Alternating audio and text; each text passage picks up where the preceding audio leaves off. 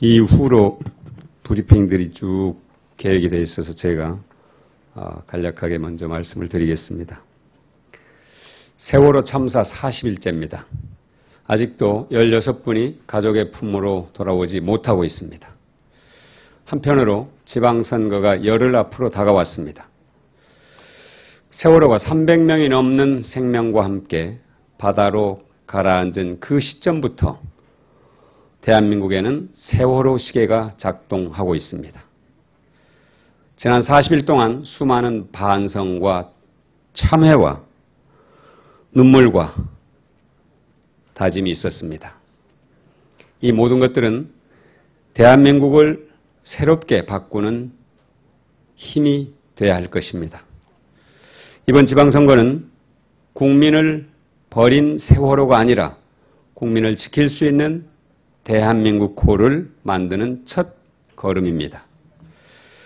하지만 청와대와 새누리당은 국민의 마음을 따르기보다는 국민이 자신들을 따르기를 바라고 있고 국민의 눈물보다는 대통령의 눈물을 더 아프게 여기고 있고 국민의 안전보다는 정권의 안전을 지키는 것을 더 우선하고 있습니다.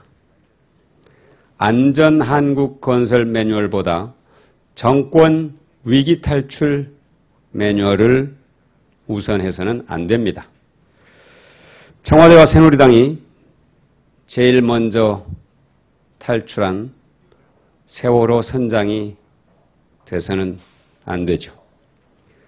제2, 제3의 세월호 참사는 세월호를 잊는 것이 아니라 제2, 제3의 세월호 참사를 막으려면 세월호를 잊는 것이 아니라 세월호를 잊지 않아야 하는 것입니다. 몇 가지 문제를 지적하겠습니다. 첫째, 대통령 담화와 총리 내정으로 모든 것이 정리되기나 한 것처럼 국민을 호도하고 있습니다. 김기춘 비서실장을 그대로 둔 인사는 불통과 일방통행 그리고 1인 통치의 국정운영 기조를 바꾸지 않겠다는 선언과 같습니다. 둘째, 대통령과 세월호 참사 유가족을 등장시킨 대통령 이미지관리 동영상을 제작하고 이를 선거에 활용하도록 지시한 것은 청와대가 선거대책본부임을 스스로 고백한 것입니다. 이것은 가족과 국민에 대한 최소한의 예의도 지키지 않는 것이고 망국적 관권선거 야욕을 그대로 드러낸 것입니다.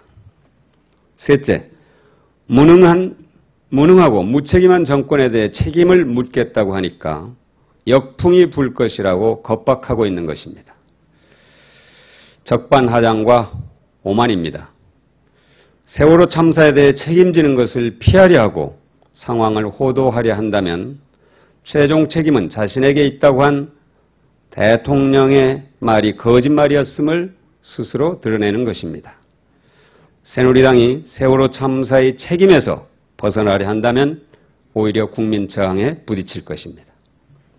넷째, 대통령의 눈물을 닦아드리자고 한 것은 가족의 가슴에 못을 박는 것이고 국민을 또 한 번 절망하게 만드는 것입니다.